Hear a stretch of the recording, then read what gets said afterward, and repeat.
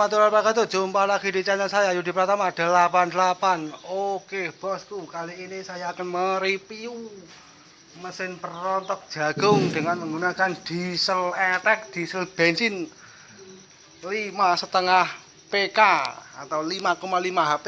Ya, dieselnya seperti ini bosku.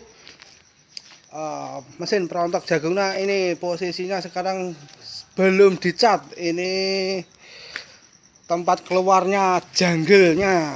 Kalau jagungnya masuknya lewat sini, dan jagung yang sudah terpipil keluarnya lewat sini ya bosku.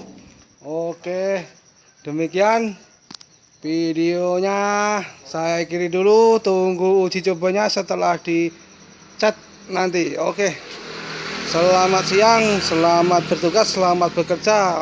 Semoga tetap sukses, lancar, saya selalu. Amin. Assalamualaikum warahmatullahi wabarakatuh.